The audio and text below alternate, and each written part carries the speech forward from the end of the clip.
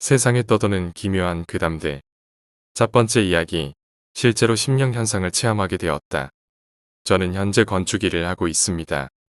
그 중에서도 시스템 배스 시공사를 하고 있는데 대개 하루 만에 작업을 끝내야 하므로 밤늦게까지 일하는 경우가 많습니다. 제가 신참일 무렵 시골의 한 외딴 집에서 욕실 시공을 하고 있을 때 이야기입니다. 평소대로 일하고 있었는데 시간이 오래 걸려서 자정까지 일하고 있었습니다. 보통 저녁 8시 이후에는 주변 주민들에게 민폐가 되기 때문에 작업을 중단하고 다음 날에 이어서 하게 됩니다. 하지만 그곳은 산 쪽 먼 곳에 있는 시골이었고 이날 마무리하면 다음 날 휴무 처리가 가능해서 관리회사에 연락해 작업을 계속하기로 했습니다. 10시 무렵 제 파트너인 선배가 집에 일이 있어서 돌아가고 싶다고 말했습니다. 저는 신입이지만 어느 정도 일이 손에 익은 상태였습니다. 보통 때 같으면 작업이 끝나고 선배와 함께 퇴근했겠지만 오늘은 따로 가게 되어 남아서 일하고 있었습니다. 선배가 간 지 1시간쯤 지나자 작업이 끝났고 목욕탕 거울을 붙이면 작업도 끝나게 됐습니다. 드디어 끝났구나 싶어 거울에 비친 창밖의 풍경을 보니 한 여자가 서 있는 것이 보였습니다. 이런 깊은 산속에서 게다가 심야 시간에 주변에는 집도 없는데 말입니다. 겁이 난 저는 그냥 잘못 본 거라고 생각하면서 재빨리 뒷정리를 시작했습니다. 우선 창문을 닫고 최대한 거울을 보지 않고 일을 마쳤습니다. 그리고 마지막으로 확인했을 때 유리창에 비친 여자의 실루엣이 보였습니다. 아까보다 더 가까워져서 한쯤 패닉 상태에 빠진 저는 도망치듯 욕실에서 나와 차에 올라타서 속도를 냈습니다. 집에 오는 길에 차보니 그 사람은 도대체 누구일까 생각해보니 정말 겁이 나기 시작했습니다. 그때 저는 최악의 상황을 깨달았습니다. 우리 회사에서는 일이 끝나면 욕조 바닥에 욕실 보증서를 놓아둬야 하는데 그것을 까맣게 잊고 있었습니다. 모처럼 이렇게 늦게까지 일하기도 했고 휴일인 내일 다시 돌아오기도 귀찮았습니다. 무서웠지만 고민 끝에 다시 돌아가 보증서를 놓아두고 가기로 했습니다. 도착해 차 트렁크에서 서류를 꺼낸 뒤 잠긴 문을 열었습니다. 주변을 최대한 보지 않으며 쏜살같이 욕실 문을 열었는데 서류를 욕조 안에 두려고 할 때 핸드폰이 울렸습니다. 너무 놀라서 심장이 아플 정도로 쿵쾅거리고 이상하게 땀이 났습니다. 전화를 건 사람은 동네 친구였는데 양적 경험이 풍부하고 점도 볼 줄 아는 친구였습니다. 아까 일도 있고 해서 꼭 통화하고 싶었던 사람한테 온 전화였기 때문에 바로 전화를 받았습니다. 너 지금 X동에 있지? 거기 진짜 미쳤으니까 빨리 돌아와. 전화를 받자마자 느닷없이 저런 말을 들어서 급기 차로 돌아가 시동을 걸려고 했습니다. 하지만 좀처럼 시동이 걸리지 않았습니다. 이건 진짜 큰일 났다고 느꼈을 때 겨우 시동이 걸렸습니다. 헤드라이트를 켜자마자 보인 것은 원피스를 입은 꽤 키가 큰 여자가 차 앞에 서 있는 광경이었습니다. 엑셀을 풀로 밟은 채 후진해서 차를 몰고 정신없이 집으로 돌아갔습니다. 나중에 선배에게 이런 일이 있었다고 말했습니다. 그러자 선배의 얼굴이 새파랗게 질렸습니다. 역시 그랬었군. 사실 선배도 그 근처 산기슭에 있는 다른 집에서 작업할 때 똑같이 여자 얼굴이 거울에 비치는 일이 잦았다고 합니다. 그래서 밤늦게까지 작업하기를 꺼렸던 것 같습니다. 전화를 걸어온 친구의 말에 의하면 아주 옛날 그 근처 마을에서 가족이 동반 자살한 집이 있었다고 합니다. 그 집안의 영혼이 지방령이 되어 제 눈앞에 나타난 거라고 합니다. 지금까지 저는 귀신을 전혀 믿지 않았고 TV 프로그램에 나오는 것도 다 거짓말이라고 생각했습니다. 하지만 직접 경험한 후 저는 귀신이 있다고 믿기 시작했습니다. 이제 두 번 다시는 무서운 경험을 하고 싶지 않아요. 두 번째 이야기, 길가. 사실 이 동네에 그렇게 큰 기대를 한 건 아니었다. 건설하다가 뭔가 분쟁이 생겨서 철골만 세운 채로 이곳저곳에 현수막이 걸린 흉흉한 건물이 있거나 보도블록이 이상하게 깔려 있거나 했으니 그렇게 똑 부러지는 곳이라고는 말할 수 없었다. 하지만 이해할 수 있어도 용서할 수 없는 노릇이다. 그 옛날 잉카 제국이 식인을 한 것도 이해할 수 있어도 용서하지 않았던 것과 같이 나는 괜스레 두려워 욕지거리를 내뱉었다. 그리 말하면 나를 몰래 지켜보고 있는 누군가에게 좀 더 위협적이어 보일까 봐서다. 나는 이미 누가 나를 보고 있지는 않을까 하는 막연한 두려움에 휩싸여가고 있었다. 이유를 말하자면 가로등이 맛이 간 것이었다. 어느 것은 깨져등이 들어오지 않거나 수명이 다했는지 손전등 수준의 빛만 들어오거나 최악은 깜빡대는 녀석이었다. 그마저도 밝지는 않았지만 주기적으로 꺼졌다 켜졌다 하는 것이 귀신이 나타나기에 딱 좋아 보였기 때문이다. 쉬티커리 그들이 인데아 벅타이디쿤. 처음 들어보는 외국어가 어디선가 세워왔다. 나는 그것이 사람 목소리가 아님을 바로 알 수 있었다. 짬날 때마다 유튜브를 보는 글러먹은 아이였기에 간단히 그것이 핸드폰에서 흐르는 소리임을 알 수 있었다. 사실 그런 것조차 필요 없었다. 나의 시야를 기준으로 6시, 아니 8시 방향에 누군가가 엄청나게 밝은 화면으로 영상을 보고 있었기 때문이다. 나 역시 어두웠기에 핸드폰으로 등을 켜두고 걷고 있었으나 그는 보도 따위는 신경도 없다 말하는 것과도 같이 무지막지하게 밝게 틀어놓은 영상을 뚫어져라 보고 있었다. 물론 그런 영상을 보면야 시각적으로 이목이 집중될 수밖에 없었다. 존던 이 만그러프. 청각적으로도 그의 영상은 매우 소리가 컸다. 흔히들 관상이 세하다라고 말하는 것은 상대의 외모를 놓고 말하는 정보가 아니다. 체추가 어떤가, 걸음걸이나 말투, 행동거지, 억양은 어떠한가 하는 것들의 정보에 대한 종합적 통찰이다. 그는 사했다. 175 정도 되는 것으로 보이는 나보다 키와 덩치 모두 약간 왜소한 체격에 마치 건달이나 양아치같이 성큼성큼 내딛는 걸음걸이. 무엇보다 난 골초 아버지를 두었기에 담배 냄새라면 이 꼴이 나도록 맡아와. 나는 대학생 누나의 코트에서 그 매캐한 냄새를 맡기 전까지 담배 냄새를 아빠의 냄새로 알고 지냈던 사람이다. 그런 내가 마스크를 쓰고 있음에도 그 독한 담배 연기의 냄새가 내 코를 메웠다. 애초에 그는 내 뒤에 있었고 바람도 그런 방향으로 흐르고 있었다. 모든 게 의문이었다. 그는 마스크를 턱에 걸치거나 팔에 끼지도 않은 것이 보건대 애초에 마스크를 쓰지 않은 듯 했다. 마침내 나는 집 근처까지 왔음에도 그 남자와 나의 동선은 겹쳐 있었다. 나는 사실 발걸음을 올려 그와 거리를 크게 두었었다. 내가 아파트의 유리문을 열자 그 남자의 발걸음이 미묘하게 빨라졌다. 강한 억양의 러시아어처럼 들리는 영상이 시끄럽게 울렸고 강한 불빛은 남자의 떨군 얼굴만을 강조하고 있었다. 나는 마치 절정할 때와 같이 순간 몸의 감각이 극도로 선명해졌다. 불쾌한, 두려운, 공포스러운 감각이 극한까지 예민해져 손이 떨렸다. 문이 열리고 남자의 발은 미묘하다라고 결코 말할 수 없이 빨라졌다. 나는 순간 유리문 옆에 붙여진 경비사무소의 공문을 훑었다. 방범을 위해 유리문의 잠금은 해제하지 맙시다. 불안감이 발가락 끝부터 단전과 가슴을 거쳐 코끝까지 시리도록 옥주었다. 남자는 뛰고 있었고 나는 넘쳐오르는 불안감에 계단을 타고 올라갔다. 4층, 5층이었을까? 나는 학교의 3층을 오를 때마다 헉헉거려. 그 1교시가 끝난 후에는 자리에서 일어나지 못하는 몸을 가진 사람이었다. 나는 숨이 턱 밑까지 차오르고 근육이 찢어지는 것과 같은 고통을 지나 마침내 힘이 들어가지 않아 정말로 찢어진 것이 아닌가 하는 생각이 들 것처럼 뛰어 올라가 한계를 직감하곤 계단 문 옆을 열어 그 안으로 들어갔다. 모르는 일이다. 그날 그 남자는 그냥 소련 여자, 유튜브 채널을 구독한 말보로를 좋아하는 사내일지도 혹은 다른 무언가였을지도 무엇이든 나의 신변을 크게 위협했을 것이다. 세 번째 이야기, 호출 버튼. 대학생 때 같은 학교 친구가 겪은 무서운 경험담입니다. 어느 날 밤, 친구가 제가 사는 아파트로 달려왔습니다. 무서운 것이라도 본 듯 창백한 얼굴로 방바닥에 주저앉았습니다. 친구에게 무슨 일이 있었냐고 물었더니 이렇게 얘기했습니다. 목욕하면서 욕실에 달린 버튼 중 욕조 물을 데우는 버튼을 누르려다 실수로 호출 버튼을 눌렀다고 합니다. 그때 욕실 밖에서 여자 목소리가 들렸다고 합니다. 잠깐만, 지금 갈게. 친구는 꽤 좋은 임대 아파트에 살고 있지만 부모님은 시골에 사셔서 저처럼 혼자 살고 있습니다. 여자친구도 없습니다. 도대체 누구의 목소리냐고 생각하던 그 순간 싸늘한 기온이 밀려와 떨림이 멈추지 않았다고 합니다. 친구는 무서워서 욕실에서 나가지도 못했지만 욕실에서 나오지 않으면 밖으로 나갈 수도 없었습니다. 그래서 친구는 옷을 허겁지겁 입고 도망치듯 아파트를 뛰쳐나왔다고 합니다. 집에 여자가 있는 걸 봤어? 제가 물어보자 친구는 조그만 목소리로 덜덜 떨면서 말했습니다. 몰라.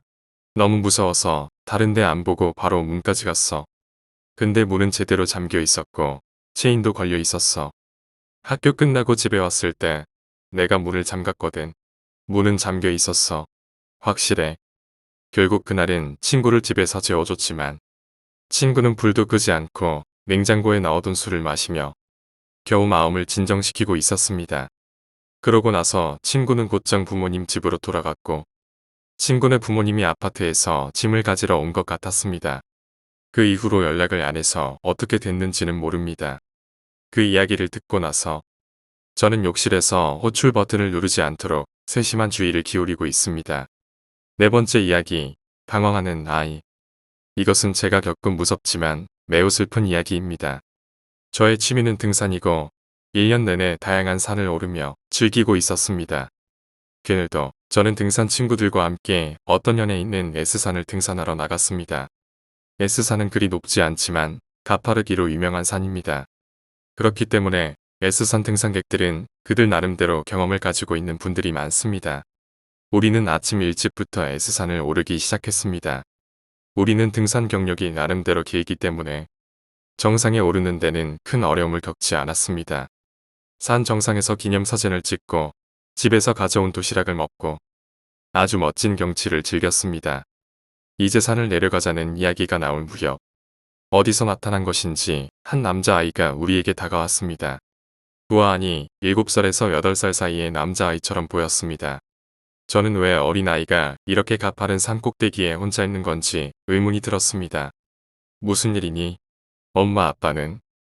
제가 묻자 아이는 말했습니다. 엄마랑 아빠 저쪽에 있어. 그러고는 내려가는 길을 가리켰습니다. 아무래도 아버지와 어머니가 아이를 두고 먼저 산을 내려간 것 같았습니다. 이렇게 가파른 산에서 어린아이에게 그런 몹쓸 짓을 하다니. 우리는 아이에게 말했습니다. 같이 내려가자. 아이는 응하고 고개를 끄덕였습니다. 하지만 뭔가 이상했습니다. 옷차림이 너무 가벼웠습니다. 가파른 산인데도 반바지를 입고 있었습니다.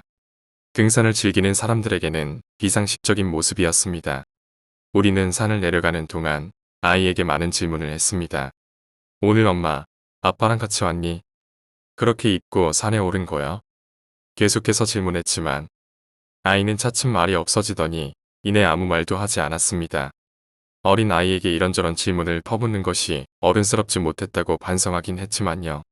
산을 내려가는데 아이가 다리가 아프다고 말했습니다.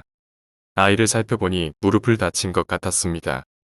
급히 지혈하고 상처에 붕대를 감은 후 아이의 상처에 응급처치를 했습니다. 하지만 역시 이상했습니다. 그 아이는 조금 전까지 우리와 함께 걷고 있었는데 그때는 다리에 상처가 없었습니다. 그런데 갑자기 다리가 아프다고 하더니 심하게 다쳐 있었습니다. 이때 저는 약간 찝찝한 느낌이 들었습니다.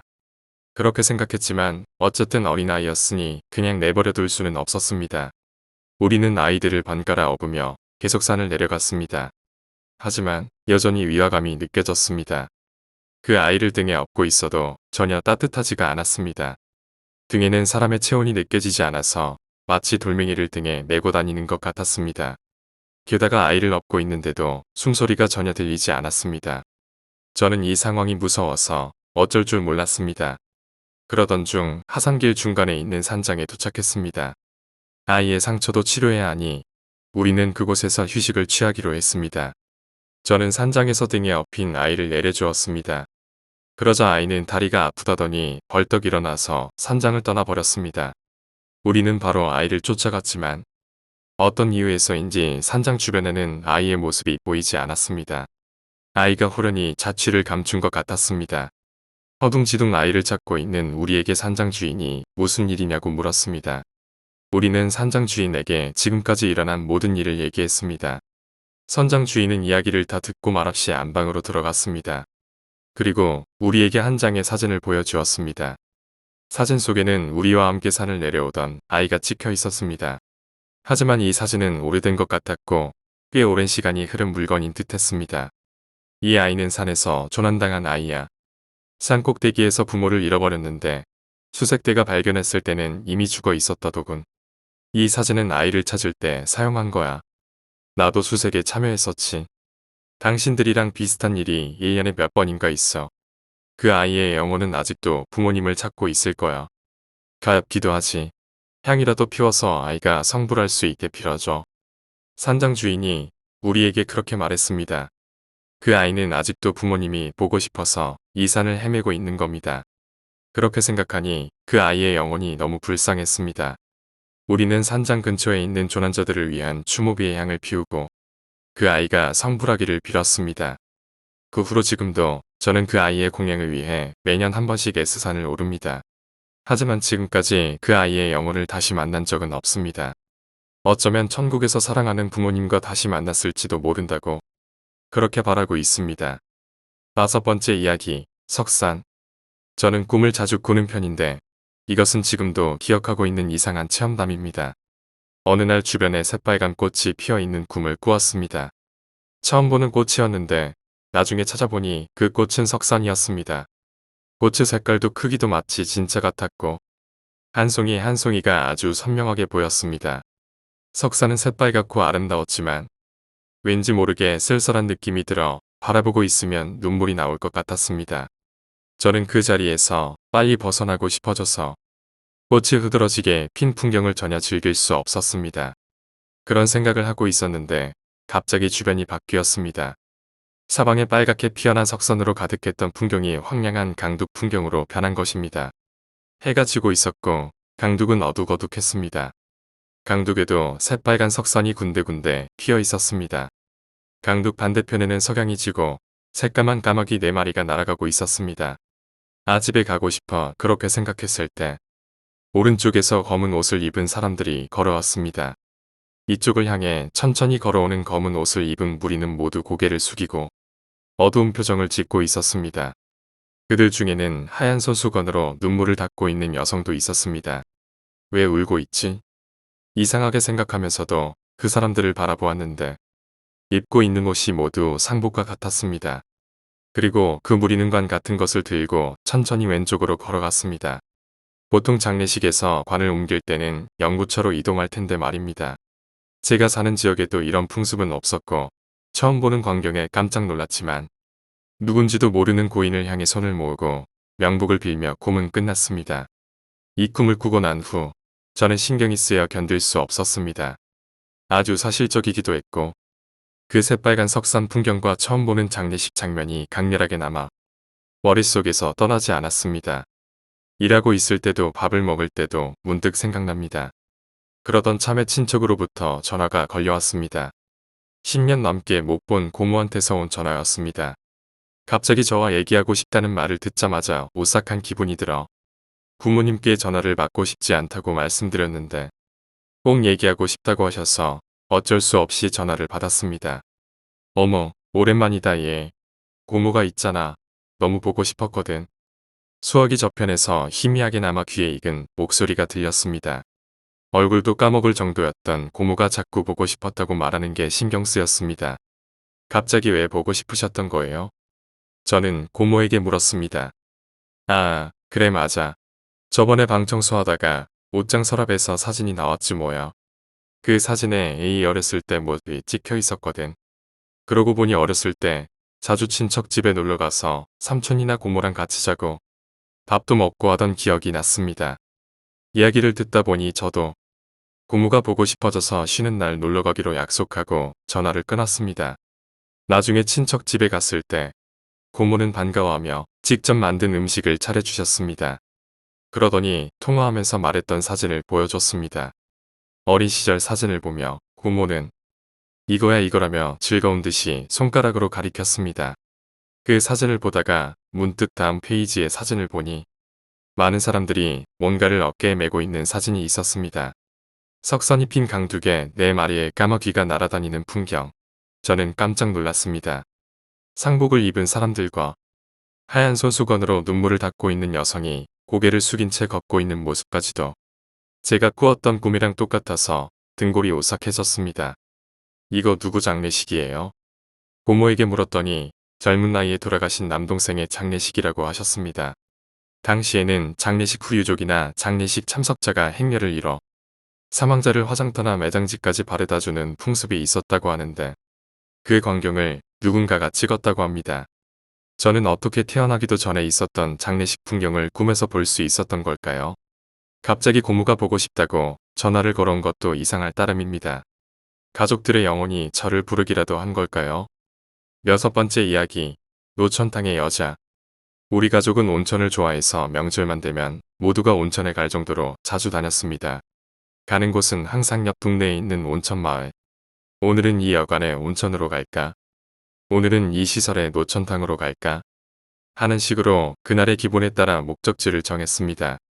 제가 6년 전 이 온천지에서 겪은 이야기입니다. 그날은 단풍을 보며 온천을 즐기기 위해 노천탕이 인기 있는 온천 여관에 가기로 했습니다. 온천은 낮에는 사람이 별로 없기 때문에 우리 외에는 다른 손님이 없었습니다. 우와, 완전 전세 냈네. 저는 마음속으로 승리의 포즈를 취하고 있었습니다. 날씨가 좋아서 바깥 공기를 마시며 노천탕에 들어가면 기분이 좋을 것 같아 어머니와 함께 탈의실로 갔습니다. 탈의실에는 바구니가 가지런히 줄지어 놓여 있고 청소도 되어 있는 상태였습니다. 두고 온 게 있네. 잠깐 차에 갔다 올게. 탈의실에서 기분 좋게 옷을 벗고 있었는데 어머니가 말씀하시고는 그대로 나를 혼자 남겨두고 가버렸습니다. 엄마도 참 왜 이렇게 덜렁거려. 어머니의 뒷모습을 향해 말했지만 마음속으로는 넓은 노천탕을 독차지할 수 있게 되어 행복했습니다. 빨리 옷을 벗어버리려고 셔츠 단추에 손을 얹었을 때였습니다. 탈의실 분위기가 바뀌었습니다. 조금 전까지만 해도 분위기가 좋았는데 갑자기 무거운 분위기로 바뀌었습니다. 우와, 뭔가 안 좋은 예감이. 그래도 빨리 노천탕에 들어가고 싶은 마음이 강해서 신경 쓰지 않고 탈의실을 나와 노천탕으로 향했습니다. 밖에 나가보니 상쾌한 공기가 감돌았습니다. 몸을 가볍게 씻은 후 온천의 물 온도를 확인하고 노천탕에 들어갔습니다. 아, 역시 온천은 정말 기분 좋아. 두 눈을 감고 온몸으로 온천의 개운함을 느끼다 보면 더욱더 그 매력에 빠져들게 됩니다. 문득 눈을 떴을 때 눈앞에 하얗게 김이 설어 있었습니다. 그 속에서 희미하게 사람 그림자 같은 것이 보였습니다. 언제 들어온 거지? 아무리 눈을 감고 있었어도 사람이 들어오면 잠깐이라도 발소리가 날 거고 물에 들어갈 때 물소리도 날 것입니다. 하지만 전혀 눈치채지 못했습니다. 그림자는 회색빛이었고 수증기가 자욱해서 잘 보이지는 않지만 실루엣으로 보아 여자였습니다. 여탕이니까 당연하지만요. 머리는 높게 묶은 포니테일이었고 20대 후반이나 30대 초반 정도로 젊은 느낌이었습니다. 저는 뜨거운 물을 손으로 떠서 천천히 어깨 위로 붓는 그 여자의 모습을 보고 있었습니다. 혼자 여행 온 건가? 아니면 남자친구랑 왔나? 쓸데없는 망상을 하며 눈을 감았다가 다시 뜬 순간 온몸에 소름이 돋았습니다. 눈앞에서 여자가 사라져버린 것입니다. 눈을 감은 건 고작 1위뿐이고 그동안 작은 소리 한 번 안 났을 뿐더러 문을 여는 소리도 전혀 나지 않았습니다. 이 이상한 상황 때문에 더 한가롭게 온천에 몸을 담그고 있을 때가 아니었습니다. 서둘러 노천탕에서 나와 탈의실로 가기 위해 문 쪽을 보니 탈의실에 사람이 있었습니다. 조금 전 그 여자의 그림자였습니다. 에이 뭐야, 그냥 나왔던 거였네. 안심하면서 탈의실 문에 손을 댔을 때 뒤에서 인기척이 느껴져 뒤돌아보니 아무도 없었던 노천탕에 아까 그 사람이 있었습니다. 한 번도 내본 적 없는 괴상한 소리를 지르며 탈의실로 뛰어들어가 서둘러 유카타를 입고 밖으로 나왔습니다. 복도를 나와서 로비로 가기 직전에 어머니와 딱 마주쳤습니다. 황급히 뛰어오던 제게 어머니가 왜 그래? 라고 물으셔서 아까 있었던 일을 얘기했습니다. 그러자 마침 지나가던 여관 프런트 직원이 다가왔습니다. 손님도 보셨나요? 사실 일부 다른 손님들께서도 같은 걸 보셨다고 하셔서 보이기만 할 뿐 다른 일이 일어나는 건 아니긴 하지만 손님들 앞에 여자 귀신이 종종 나타난다고 합니다. 저는 이 이후로 그 온천에는 가보지 않았지만 어찌 보면 귀신도 들어가고 싶을 정도로 좋은 온천이란 걸지도 모르겠네요. 7번째 이야기, 친구의 아파트. 이 이야기는 대학생 때 친구와 함께 겪은 이야기입니다. 그 친구는 8층짜리 아파트 꼭대기층에 살았습니다. 침실 3개, 거실과 주방이 딸린 집을 빌려 룸메이트 2명과 같이 살고 있었던 것 같습니다. 그 아파트는 모든 집이 배치나 방 크기가 다 똑같았고 친구네처럼 룸메이트를 구해 사는 대학생들은 물론 한 가족이 사는 집도 있었습니다. 저도 몇 번 가봤는데 친구한테는 미안하지만 빗말로도 깨끗하다고는 못하겠고 낡았다라는 말이 딱 맞는 건물이었습니다. 그렇다고 더럽다는 건 아니고 건물이 노후화하는 것도 어쩔 수 없는 일이기는 합니다. 하지만 뭐랄까 관리가 잘 안 된다고 할까요? 단지 내의 나무만 해도 가지치기가 하나도 안 되어 있어서 가까이 다가가기 힘든 분위기였습니다. 친구 집은 8층이라서 당연히 엘리베이터를 탔습니다. 그 엘리베이터도 제법 오래되어서 처음 탔을 때는 갑자기 멈출까봐 불안했던 기억이 납니다. 버튼을 누르고 기다리는 동안 엘리베이터가 도착했고 제가 막 타려고 할 때 맞은편에서 작은 남자아이가 달려왔습니다. 4살에서 5살 정도 될 것 같은 아주 작고 귀여운 아이였습니다. 까치발로 서도 손이 엘리베이터 버튼에 닿지 않는지 열심히 손을 뻗는 모습에 흐뭇하게 응원하고 싶어졌습니다. 몇 층으로 가고 싶어? 6층. 제가 말을 걸었더니 아이는 기운차게 대답했습니다. 버튼을 누르고 6층에 도착하자 아이는 천진난만한 미소를 지으며 혼자 중얼거렸습니다. 밖에 나와주려나. 그러고는 달려나가 엘리베이터 근처에 있는 603호 벨을 누르고 문이 열리기를 기다리고 있었습니다. 그 모습을 힐끗 보고 저는 친구가 사는 803호로 가서 친구 집에서 술을 마시기 시작했습니다. 한동안 놀다 보니 밤늦게 술이 떨어져 아파트 옆 슈퍼마켓에 술과 안주를 추가로 사러 갔습니다. 시간은 벌써 새벽 3시. 이렇게 늦었으니 사와도 더 안 마시고 자는 건 아닐까 하는 생각을 하면서도 술을 사서 엘리베이터에 올라탔습니다. 그때 낮에 만난 남자아이가 달려와 엘리베이터에 탔습니다. 얘는 왜 이 시간에 밖에 돌아다니는 거지? 술에 취해 있었는데도 이상함을 느꼈습니다. 그러니까 6층이지. 낮이랑 똑같은 층으로 갈 거라고 생각한 저는 아이에게 물어보았습니다. 아니, 7층. 아이는 대답했습니다. 내가 잘못 기억하고 있었나. 아이가 말하는 대로 7층 버튼을 눌러주었습니다. 7층에 도착하자 아이는 근처에 있는 703호로 손살같이 달려가서 벨을 누른 뒤 문 앞에서 기다리며 말했습니다. 밖에 나와주려나. 저는 조금 섬뜩해져서 친구 집으로 돌아오자마자 이 이야기를 했습니다. 603호. 내 기억이 맞으면 풋살 동아리 선배가 살고 있어서 아이는 없을 텐데. 일단 그 선배에게 확인해 보기로 하고 민폐긴 하지만 전화를 걸어 보았습니다. 전화를 받은 선배가 말했습니다. 낮에 벨소리가 들렸는데 현관문 렌즈로 들여다보니까 아무도 없었어. 친구와 저는 서로를 마주 보았습니다. 시간은 벌써 새벽 4시 30분. 이제 그냥 자자는 분위기로 흐르던 그때였습니다. 딩동. 벨소리가 들렸습니다. 등줄기를 타고 식은땀이 흐르고 심장이 쿵쾅거렸습니다. 이건 절대 나가면 안 돼. 그렇게 직감했습니다. 잠깐만 밖에 들여다보고 올게. 거기서 뜯어 말렸어야 했는데 친구는 곧장 현관으로 향했습니다. 곧 친구가 돌아왔습니다. 못 보였냐? 설마 진짜로 남자애가 있었어? 아니, 아무도 없었는데. 그 말을 듣고 안심했습니다. 하지만 그것도 잠시. 친구는 이어서 말했습니다. 밖에는 아무도 없었는데 현관으로 가까이 가니까 목소리가 들리더라. 밖에 나와 주려나 하는 어린애 목소리. 그 이후로 저는 친구 집에 가지 않았고 친구도 졸업해서 이사했습니다. 만약 거기서 현관문을 열었더라면 어떻게 되었을까요?